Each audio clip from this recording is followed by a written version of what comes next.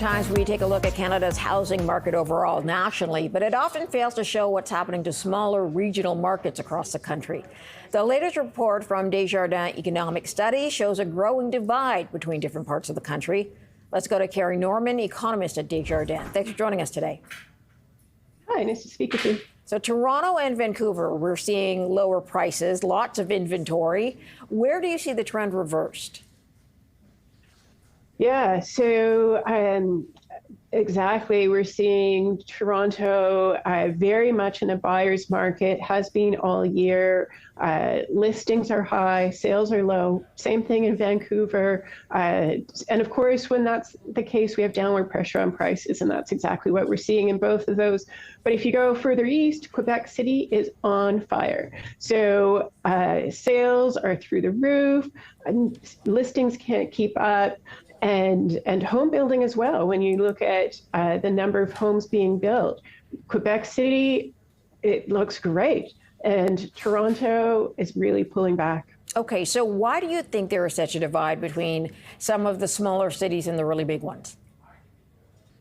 Yeah, so we've had a lot of interest rate increases over the past couple of years, started to come down, but we're not at the level that we were pre-pandemic, or certainly not at the low levels of mortgage rates that we had early in the pandemic.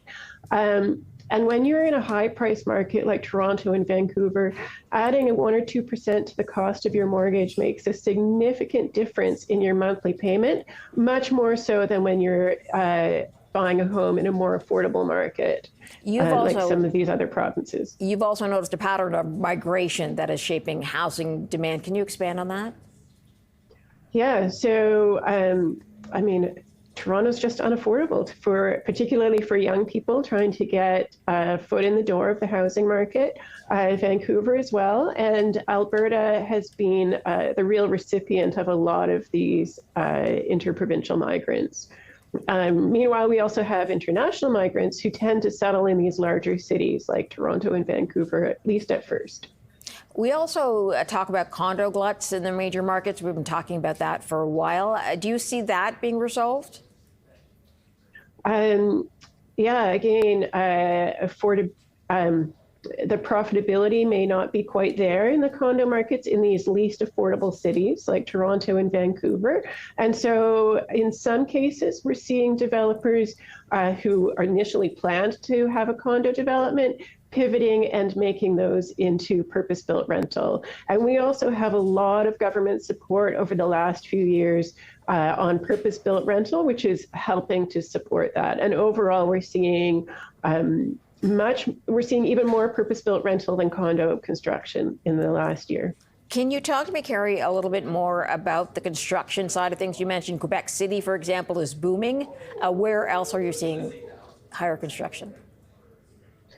Yeah, we're seeing home building pretty much in most provinces outside of Ontario and BC. So Quebec has done well. Atlantic provinces have done well.